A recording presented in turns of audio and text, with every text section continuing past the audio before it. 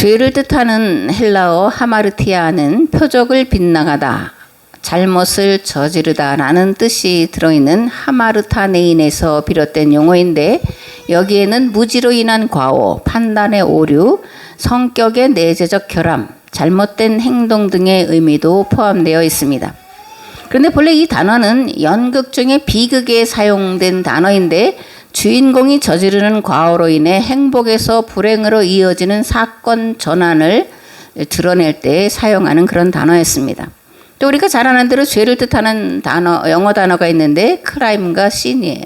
크라임은 세상의 법을 어긴 죄를 말하는 것이고, 또는 윤리 도덕적인 죄를 말하는 것이고, 신은 종교적인 죄, 즉 율법을 어긴 죄를 말할 때 사용하는 단어입니다. 성경은 죄를 어떻게 정의하고 있을까라는 문제를 한번 생각해 봤는데, 첫째, 하나님의 뜻과 어그러진 길을 가는 것을 죄라고 성경은 정의합니다. 하나님의 뜻은 인간이 하나님과 맺은 계약을 따라 살아가는 거예요. 왜냐하면 계약은 인간의 행복을 위해서 주신 하나님의 법이기 때문입니다. 즉 계약의 핵심은 모든 인류가 하나님 안에서, 하나님이 주신 법과 질서 안에서 자유와 평안과 행복을 누리며 인간답게 살아가는 것입니다. 죄는 아름답고 선해야 할 모든 관계를 깨뜨리는 것들의 총칭이에요. 즉 하나님과 인간, 인간과 인간, 인간과 자연과의 관계를 깨뜨리는 모든 것들을 죄라고 성경은 말씀하고 있다라는 겁니다. 아멘. 둘째로 바알의 길로 간 것을 죄라고 말합니다. 북이스라엘의 역사를 보면 왕들이 바알의 길로 갔다, 그래서 이제 왕에서 쫓겨나거나 죽거나 했다라는 표현들이 많이 나옵니다. 그러면 바알의 길이란 어떤 길이냐? 하나님의 길이 아니라 인간의 길, 곧 죄인의 길, 곧 탐욕의 길을 바알의 길이다, 이렇게 성경은 말씀하고 있습니다. 하나님과 인간, 인간과 인간, 인간과 자연과의 관계를 단절시키는 근원은 탐심, 욕심이에요.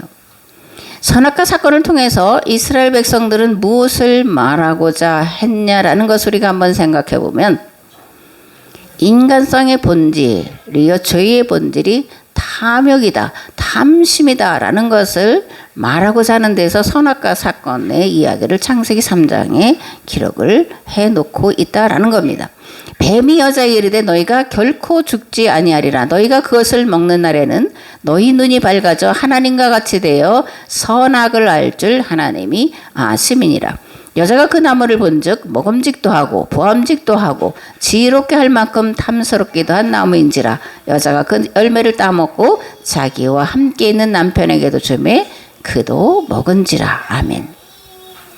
요즘에 계속해서 이제 그 유학 또는 동양 사상에 대해서 말씀을 드리고 있는데, 지난번에도 잠깐 말씀드렸지만 이제 심성론이라는 게 있어요. 이 심성론은 조선 성리학과 주제학에서 핵심으로 다루는 주제인데, 인심과 도심으로 나누어서 말을 하고 있습니다. 시경, 서경, 역경을 이제 삼경이라고 하는데, 거기 하나인 서경에 보면 대우모라는 편에 이런 글귀가 있습니다. 인심유의, 도심유미, 유정유일, 윤직걸증. 무슨 뜻이냐면, 인심은 위태롭고 도심은 희미하니 오직 정밀하게 살피고 순일하게 지켜서 진실로 그 중심을 잡아야 한다라는 뜻이에요. 대우모라고 하는 건 뭐냐면, 순임금이 우임금에게 왕위를 넘겨주면서 한 말이다, 그런 뜻인데, 순임금이 우임금에게 뭐라고 했냐라면, 마음을 잘 살펴 인심을 따라 행하지 말고 도심, 즉 하늘의 뜻을 따라 행하라, 이렇게 가르쳤다라는 그런 거예요. 이런 인심도심설은 조선 성리학에도 깊은 영향을 끼쳤는데, 퇴계 이황과 이이가 이 인심도심설에 대해서 깊은 철학적인 그런 논제를 제공했음을 볼 수가 있습니다. 이황은 인심과 도심을 7전과 4단에 복속시켜요. 그래서 인심에는 선악이 섞여 있으나 도심은 순선하다, 순전하다, 이런 뜻이죠. 순전히 선하다라고 주장합니다.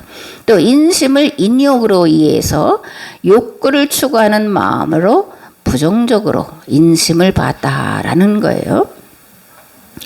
율곡이인은 마음의 작용인 감정이 구체적인 현상으로 드러날 때의 양태를 인심과 도심으로 이제 이해를 하는데, 이가 중요하게 생각하는 것은 도심보다는 인심에 있다라고 보여집니다.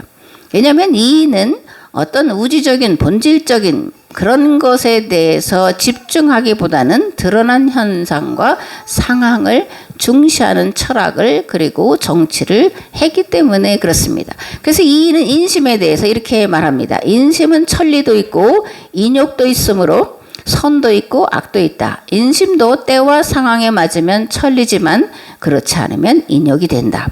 그렇기에 인심을 처음부터 억제할 것이 아니라 현실에서 실현될 때 지나치지 않도록 조절하는 능력을, 노력을 기울여야 한다라고 말합니다. 이는 인심과 도심은 근원에서 갈라져 서로 대립하는 것이 아니라 인심이 도심이 되기도 하고 도심이 다시 인심이 되기도 한다. 곧 인심과 도심은 상호 전환할 수 있다라고 봤다라는 겁니다. 그러니까 이황과 이는 근본적으로 좀 다른 측면이 있어요. 이황은 근본 본질 또는 우리말로 하면 신앙의 중심을 두고 철학을 전개해온 반면에 이는 현실과 정치에 더 많은 비중을 두고 철학을 그리고 정치를 전개해왔다는 것이 이 두 분의 근본적인 차이다, 이렇게 볼 수 있다라는 겁니다. 동양 사상을 살펴봤으니까 서양 사상도 짧게 생각을 해볼 텐데, 팡세는 17세기 프랑스의 과학자, 수학자, 사상가였던 블레즈 파스칼이 세상을 떠난 뒤에 그가 평상시에 남겼던 그런 것들을 묶어서 출판한 책이에요. 여기서 팡세란 사상, 생각, 회상, 금원, 사색집이라는 뜻이고, 여기에 보면 인간은 생각하는 갈대라는 짧은 단상이 실려 있습니다. 우리가 이 말은 다 알잖아요. 인간은 생각하는 갈대다. 이 파스칼은 이 말을 통해서 무엇을 말하고 있냐라는 것을 보면 인간의 존엄성, 인간의 연약함 또는 인간의 위대성, 인간의 비참함을 깨닫는 것이 지혜다. 위대한 일이다. 이렇게 이제 연약한 인간의 위대성과 존엄성을 말하고 있다라는 거예요. 나의 존엄성을 찾아야 하는 것은 공간에 의해서가 아니라 생각을 조절함으로써다. 더 많은 땅을 소유한다고 해서 더 우월한 자가 되는 것은 결코 아니다. 공간에 의해서 우주는 나를 포함한다. 그리고 나를 하나의 점인 것처럼 삼켜버린다. 그러나 나는 사고에 의해 우주를 포함한다. 인간의 위대성은 자신이 비참하다는 것을 알고 있다는 점에 있다. 그러므로 자기가 비참하다는 것을 아는 것은 비참한 일이다. 그러나 자기가 비참하다는 것을 아는 것은 위대한 일이다. 파스칼이 인간은 생각하는 갈대라는 글에 담아놓은 것은 뭐라는 거예요? 인간의 존엄성, 인간의 위대성이 무엇인지를 담아놓고 있는데 그것이 사유, 즉 생각하는 것에 있다라는 겁니다. 사유는 존재의 비참함을 아는 것, 이것이 파스칼이 정의하는 그런 겁니다. 인간이 존재의 비참함을 알지라도 갈대처럼 흔들리는 연약한 존재이기 때문에 하나님이 절대적으로 필요하다라는 거예요. 그러니까 인간은 존엄하고 위대한 존재인데 그런데 갈대처럼 흔들리는 연약한 존재이기 때문에 하나님이 절대적으로 필요하다. 이게 파스칼이 생각을 하고 있었다라는 거고, 이러한 생각이 곧 인간은 존엄한 존재로 만드는 거다. 이렇게 정의하고 있다라는 거예요. 사유는 이성의 산물입니다. 이성의 역할이 무엇일까? 하나님 앞에서 세리처럼 탕자처럼 인간의 존재됨이 곧 죄 그 자체라는 것을 깨닫게 하는 것이 이성의 역할이다. 그렇게 저는 생각합니다. 자신의 본성이 죄 그 자체라는 것을 이성으로 깨달아 알게 될 때 비로소 참된 회개에 이르게 되고 비로소 은혜 가운데 살아가는 생명이 되는 것, 이것이 이성의 산물이고 우리가 생각해야 될 가장 중요한 거라는 말씀이에요. 그러므로 신앙은 감성에만 의존해서는 안 됩니다. 또 경험에만 의존해서도 안 돼요. 이성과 감성, 정신과 경험이 균형을 맞춰야 건강하고 올바른 신앙생활을 할 수 있습니다. 웨슬리 사변형이라는 개념이 있는데, 사변형이라는 이 사는 넷을 말해요. 이성, 전통, 경험, 성경. 그죠? 이것이 기독교 신앙의 네 가지 핵심 조건이라는 것은 감리교 신학을 전공한 사람들은 다 아는 건데, 아우틀러는 존 웨슬리 신학의 핵심을 믿음과 선행, 성경과 전통, 계시와 이성, 하나님의 주권과 인간의 자유, 보편적 구원과 조건적 선택, 그리스도인의 자유와 질서 있는 교회 치리, 죄 사함의 확신과 은혜로부터 타락할 위험성, 원죄와 그리스도인의 완전 사이의 신학적 융합이라고 정의했는데, 이걸 성서, 이성, 전통, 경험으로 축약해 놨고 우리가 그렇게 이제 배우고 그렇게 강단에서도 많이 말을 하고 있는 주제입니다. 앞에서 말씀드린 것처럼 성경을 지식과 머리로만 알아서는 안 됩니다. 반드시 신앙 경험이 일어나야 합니다. 그런데 이것을 신앙 경험을 그냥 그 신앙 경험 일어난 그 자체로 다 받아들여서는 안 된다라는 거예요. 이성을 통해서 그것을 다시 생각해보고 정리해보는 합리적인 그런 사고를 해야 한다라는 겁니다.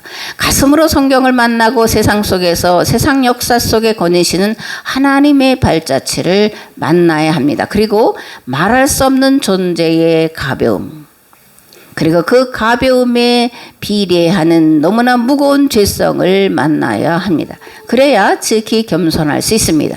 나를 쳐서 십자가에 복종시킬 수 있습니다. 이런 역할을 하는 것이 이성이고 영성, 즉 경험이고 성경인 줄을 믿습니다. 아멘. 이성 없는 신앙은 무지성으로 빠지기 쉽습니다. 아주 광신적인 신앙생활을 하도록 만들기 쉽습니다. 그래서 성도는 다른 누구보다 이성을 갈고 닦아 빛나게 해야 합니다.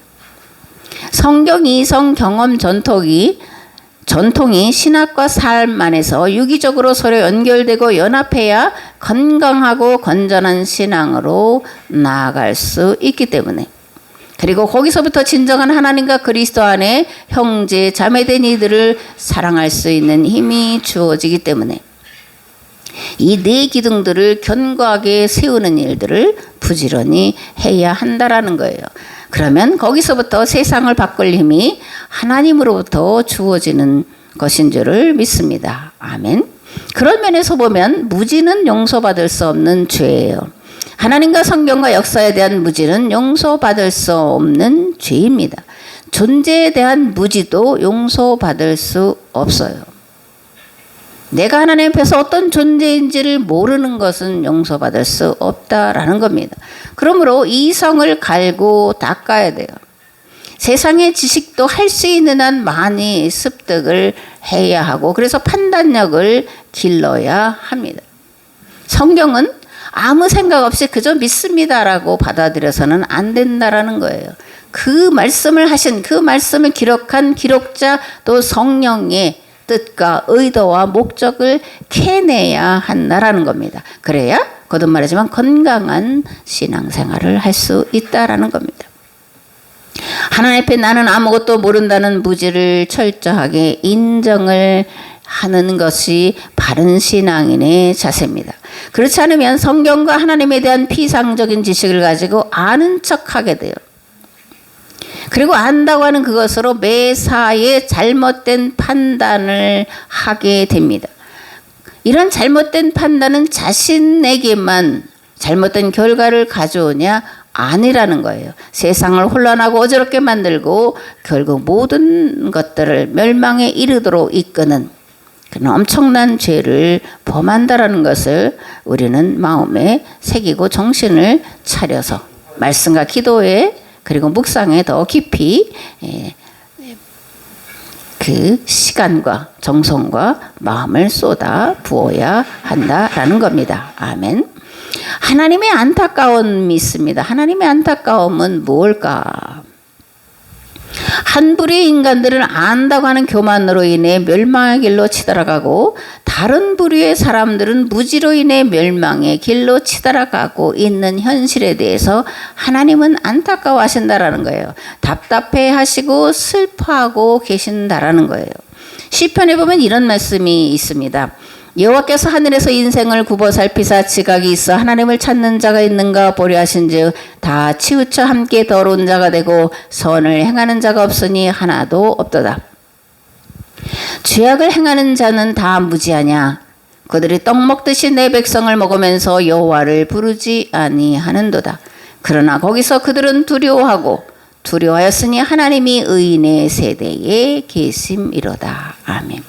죄악을 행하는 자가 다 무지하냐? 아니다라는 겁니다. 탐욕에 이끌려서 자기가 안다라는 그 얄팍한 지식으로 인해서 하나님을 모르고 그리고 하나님의 뜻과 정반대로 가도록 백성들을 이끌어서 세상이 특별히 이스라엘이 멸망했다 이렇게 시편 기자는 고백을 하고 있다라는 거예요. 아멘. 셋째, 죄는 공동체의 생명을 살리는 길이 아니라 죽이는 길로 행한 거라는 말씀이에요. 우리가 알 것은 성경이 말하는 죄는 본질적으로 개인의 죄가 아니라 공동체의 죄를 말하고 있다라는 사실이에요. 왜냐하면 이스라엘의 출발은 신앙 공동체로 출발했기 때문이고 교회 또한 신앙을 중심으로 하는 신앙 공동체로 출발했기 때문이고 성경은 이런 신앙 공동체에게 주어진 하나님의 말씀이기 때문에 개인의 죄를 말하는 것이 아니라 공동체의 죄를 말하고 있다라는 거예요. 그러니까 성도가 범하는 죄의 결과는 개인에게만 한정되는 것이 아니라 필연적으로 공동체로 향하게 되어 있다라는 겁니다. 그리고 이것을 분명하게 보여주는 것이 있는데 구약에서는 아간의 사건이고 신약에서는 아나니아와 삽비라 사건이에요. 아간과 아나니아와 삽비라는 개인이 죄를 지은 것처럼 기록이 되어 있어요. 그런데 그들의 죄는 공동체성을 훼손하는 결과를 초래했기 때문에 일벌백계를 당했다라는 것을 우리가 알아야 합니다. 여호수아서 7장에 이렇게 기록되어 있습니다. 이스라엘 자손이 온전히 바친 물건으로 말미암아 범죄하였으니 이는 유다 지파 세라의 증손 삽디의 손자 갈미의 아들 아간이 온전히 바친 물건을 가졌음이라 여호와께서 이스라엘 자손들에게 진노하시니라. 이 가문의 족보가 쭉 나오잖아요. 유다 지파 세라의 증손 삽디의 손자 갈미의 아들 아간. 한 사람의 죄가 아니라 한 가문의 죄고 이스라엘 공동체의 죄이기 때문에 하나님이 진노하셨다라는 거예요. 그래서 그들의 아들들과 딸들과 모든 재산들을 다 악을 골짜기로 끌고 가서 돌로 쳐서 돌무더기로 만들어 놓았다라는 겁니다. 하나님의 일을 방해하는 공동체를 훼손하는 죄는 돌로 맞아 죽어야 될 중범죄다. 이렇게 성경은 분명하게 우리에게 경고하고 있습니다. 아간의 범죄 보면 별거 아닌 걸 훔쳤어요. 은과 금 외투 몇 벌. 그런데 이것이 온 가족이 죽어야 되는 죄라고 성경은 말씀하고 있다라는 거예요. 왜냐하면 이 아간이 탈취한 것은 단순한 탈취가 아니라 거룩한 전쟁의 모범이 되어야 될 그 여리고 전투를 정복 전쟁이 되도록 만들었다라는 데 있습니다. 그러니까 정복 전쟁을 불식시키라고 가나안 땅에 들여보내셔서 승리하게 하셨는데 정복 전쟁의 결과가 되도록 만든 게 아간과 그 가족의 죄라는 거예요. 욕심이 잉태한 즉 죄를 낳고 죄가 장성한 즉 사막에 이르게 되는 본보기로 아간의 온 가족이 다 돌에 맞아 돌무더기로 남아 있다라는 겁니다. 아나니아와 삽비라도 마찬가지입니다. 이들은 재산을 팔아서 사도들의 발 앞에 두었어요. 아주 훌륭한 일을 했습니다. 그런데 문제는 욕심이 생겼고 그 욕심에서부터 일부를 감춰놓고 그것이 죄라는 것이 아니라 그것을 속였다라는 거짓말을 했다라는 데 있습니다. 이러한 속임수와 거짓이 교회가 보여주어야 할 거룩한 공동체의 모습을 훼손하는 것이 되었기 때문에 한날에 두 부부가 죽었다라는 겁니다. 죄는 하나님의 뜻과 어그러진 길을 가는 것이요 바알의 길 곧 자기 길을 가는 것이요 공동체를 죽이는 길로 행하는 것이 죄입니다. 이러한 죄를 이길 수 있는 길은 날마다 나를 쳐서 십자가에 복종시키는 거예요. 그리고 성령의 도우심이 있을 때만 가능한 일인데 사도 바울은 데살로니가 전서에서 이렇게 말씀합니다. 항상 기뻐하라, 쉬지 말고 기도하라, 범사에 감사하라. 이것이 그리스도 예수 안에서 너희를 향하신 하나님의 뜻이니라. 아멘.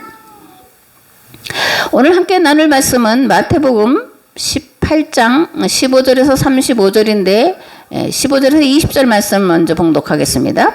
네 형제가 죄를 범하거든 가서 너와 그 사람과만 상대하여 권고하라. 만일 들으면 네가 네 형제를 얻은 것이요 만일 듣지 않거든 한두 사람을 데리고 가서 두세 증인의 입으로 말마다 확증하게 하라. 만일 그들의 말도 듣지 않거든 교회의 말하고 교회의 말도 듣지 않거든 이방인과 세리와 같이 여기라. 진실로 너희에게 이르노니 무엇이든지 너희가 땅에서 매면 하늘에서도 매일 것이요 무엇이든지 땅에서 풀면 하늘에서도 풀리리라. 진실로 다시 너희에게 이르노니 너희 중에 두 사람이 땅에서 합심하여 무엇이든지 구하면 하늘에 계신 내 아버지께서 그들을 위하여 이루게 하시리라. 두세 사람이 내 이름으로 모인 곳에는 나도 그들 중에 있느니라. 아멘. 15절에서 18절 말씀은 교회의 치리, 특별히 죄의 문제를 어떻게 치리해야 하는 것에 대해서 자세하게 가르쳐 주고 있습니다. 마태복음은 어떤 형제가 죄를 지었을 때 네 단계로 치리하라고 이렇게 말씀하는데 첫 번째는 상대끼리만 서로 그 죄에 대해서 논하고 그리고 권고하라는 거예요. 그런데 권고를 듣지 않으면 두 번째로 두세 증인 앞에서 죄에 대해서 증언하고 회개하라는 거예요. 그런데 이때도 듣지 않으면 세 번째로 공동체 앞에서 죄를 고하고 회개하라는 겁니다. 그런데 교회 말도 듣지 않으면 어떻게 하라는 거예요? 출교하라는 겁니다. 교회에서 출교했다라는 건 구원 공동체에서 제외가 됐다라는 무서운 말이에요. 구원이 아니라 영원한 심판에 빠지게 된다라고 하는 선언이라는 겁니다. 아멘. 그러나 교회는 어떤 공동체는 살리는 공동체예요. 용서하는 공동체고 서로 용납하고 서로 사랑하는 공동체가 교회입니다. 그렇기 때문에 교회는 또 성도는 끝까지 용서하고 용납하고 감싸 안아야 합니다. 그래서 이렇게 네 단계라고 하는 촘촘한 단계를 가지고 죄의 문제를 다루라고 가르치고 있다라는 겁니다. 그러나 더 중요한 것은 성도는 공동체에게 죄를 지어서는 안 된다라는 거예요. 그리스도 안에서 형제 자매된 일을 실족하게 해서는 안 된다라는 겁니다. 서로 근신하고 서로 조심하여 서로 덕을 끼치는 일에 힘써야 한다라는 겁니다. 베드로후서 1장에 보면 이렇게 기록되어 있습니다. 그러므로 너희가 더욱 힘써 너희 믿음의 덕을, 덕의 지식을, 지식의 절제를, 절제의 인내를, 인내의 경건을, 경건의 형제 우애를, 형제 우애의 사랑을 더하라. 아멘. 18절 말씀을 보면 이렇게 기록되어 있습니다. 무엇이든지 너희가 땅에서 매면 하늘에서도 매일 것이고 땅에서 무엇이든지 풀면 하늘에서도 풀리리라. 무슨 뜻일까? 교회 공동체를 통해 결정된 것을 그대로 하나님이 받아들이신다라는 거예요. 교회에서 어떤 일을 입교인으로 받아들이면 하나님도 하나님의 자녀로 받아들이신다라는 거예요. 교회가 출교하면 하나님도 제해버리신다라는 겁니다. 교회가 용서하면 하나님도 용서하신다는 것이요, 교회가 용서하지 않으면 하나님도 용서하실 수 없다라는 겁니다. 아멘. 교회는 하나님 나라의 모형이에요. 그래서 교회가 하는 결정은 하나님도 따르신다라는 그런 말씀입니다. 사실 두려운 말씀이죠. 그죠? 그래서 그리고 조심해서 결정하고 결론을 내려야 합니다. 또 구원을 우리는 예수 그리스도로만 받는다라고 가르쳐갖고 그렇게 생각했는데, 예수 그리스도를 통해서 구원받는다라는 말은 교회를 통해서 구원받는다라는 말과 같은 말이라는 이해를 우리가 가져야 합니다. 예수님은 교회의 몸이시고 머리시죠. 그러므로 교회에 속해 있지 않으면 구원에 이를 수가 없다라는 거예요. 교회의 몸이신 그리스도에게 떨어진 존재에 불과하기 때문에 불에 던져 사르게 된다라는 겁니다. 골로새서 이렇게 기록되어 있습니다. 그리스도께서는 만물이 시작되기 전에 이미 계셨고 만물은 그분의 능력으로 보존되고 있습니다. 그리스도께서는 자신의 백성으로 이루어진 몸인 교회의 머리이십니다. 교회는 그분에게서 시작되었습니다. 그분은 죽은 자들 가운데서 살아나신 최초의 분이십니다. 그래서 그분은 만물의 으뜸이 되셨습니다. 아멘.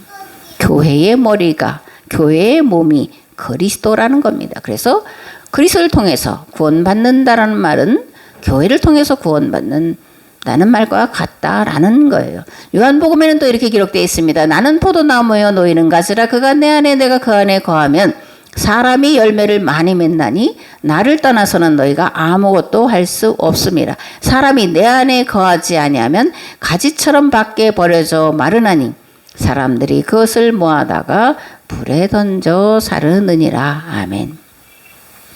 19절에서 20절 말씀에는 너희 중에 두 사람이 땅에서 합심하여 무엇이든지 구하면 아버지께서 이루게 하시겠다라는 겁니다.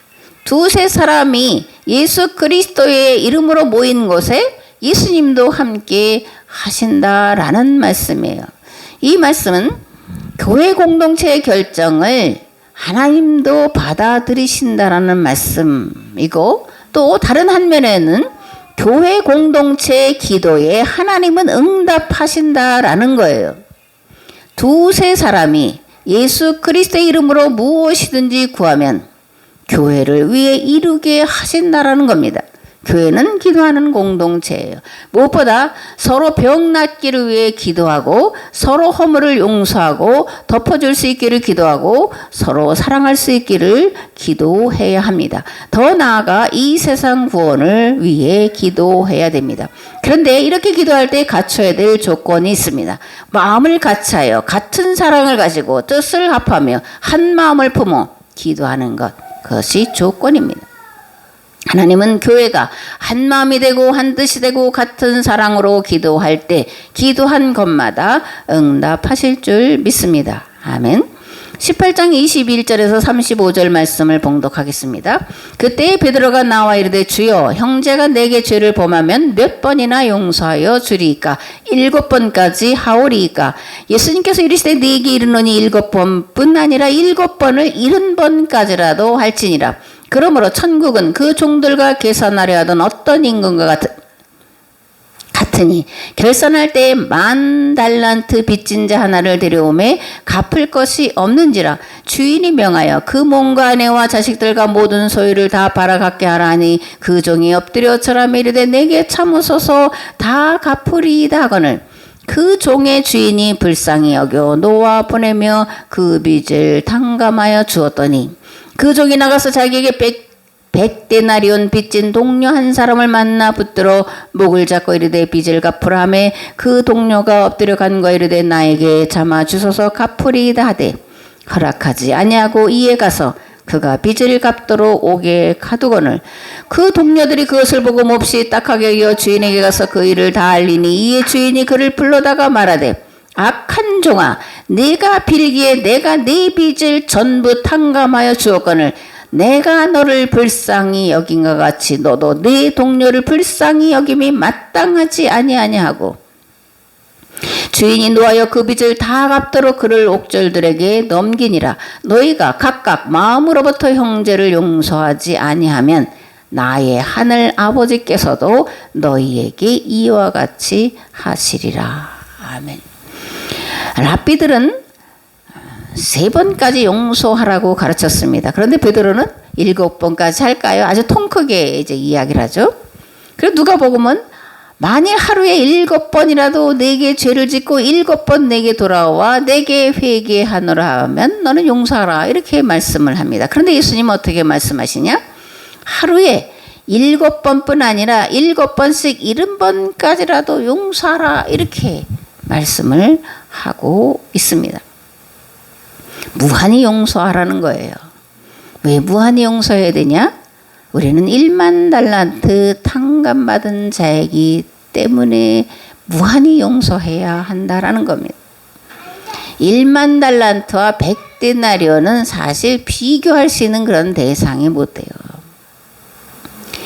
1만 달란트는 그 당시에 숫자상으로만 존재할 수 있는, 사실 생각할 수조차 없는 그런 큰 액수였다라는 것을 알 수 있는데, 왜냐면 그 당시 하루 품삯이 한 데나리온이에요.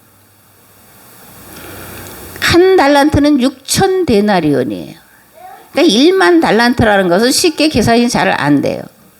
근데 보면 그 당시 이스라엘 전체의 수입이 900달란트에 불과했다고 합니다.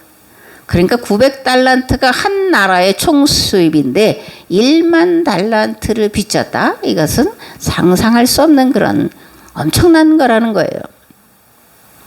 그런데 우리 모두는 1만 달란트 빚진 것을 탕감받은 자다라는 것이 예수님이 우리를 규정하시는 그런 규정입니다. 도무지 용서받을 수 없는 자라고 우리를 규정하고 있다라는 거예요. 그런데 그것을 우리 주님이 용서해 주셨다, 탕감해 주셨다라는 겁니다. 그렇기 때문에 무한히 용서하지 않으면 안 된다라는 거예요. 용서는 성도의 존재, 이유, 책임이고 권한이고 의무라는 겁니다. 하나님 앞에서 나의 존재가 무지하고 무가치하다라는 것을 안다는 말은 나는 영원히 용서받을 자격이 없는 죄인이라는 것을 안다는 거예요. 그런데 놀랍게도 이런 용서받을 수 없는 죄를 용서해 주시기 위해 하나님이 사람이 되셨다라는 겁니다. 또 그것도 가장 비천한 자의 모습이 되셨다라는 거예요. 그리고 가장 흉악한 자가 받을 십자가 형벌을 받으셨다라는 겁니다. 그러므로 서로 용서하고 서로 용납하고 서로 사랑하는 것은 거듭거듭 말씀드리지만 성도의 마땅한 의무요 책임이라는 겁니다. 이러한 책임을 우리 모두가 잘 감당할 수 있기를 우리 주 예수 그리스도의 이름으로 축복합니다. 아멘. 교회는 서로 용서하고 서로 용납하고 서로 사랑하는 공동체의 이름이에요. 그런데 이 말은 뒤집어 놓으면 일방적으로 용서만 하고 사랑만 한다라든가 일방적으로 용서를 받고 그리고 사랑만 받는다, 또 그렇게 해서는 안 된다라는 거예요. 교회가 빼놓지 말아야 될 단어가 있습니다. 서로 그리고 먼저예요. 성도는 서로 그리고 먼저 사랑해야 합니다. 서로 그리고 먼저 용서를 구하고 서로 그리고 먼저 용서해야 됩니다. 왜 사랑? 오직 하나님에게 있고 우리에게는 서로 사랑함이 있을 뿐입니다. 아멘. 요한일서 3장 14절에 이렇게 되어 있습니다. 우리는 형제를 사랑함으로 사망에서 옮겨 생명으로 들어간 줄을 알거니와 사랑하지 아니하는 자는 사망에 머물러 있느니라. 그 형제를 미워하는 자마다 살인하는 자니 살인하는 자마다 영생이 그 속에 거하지 아니하는 것을 너희가 아는 바라. 그가 우리를 위하여 목숨을 버리셨으니 우리가 이로써 사랑을 알고 우리도 형제들을 위하여 목숨을 버리는 것이 마땅하니라. 아멘.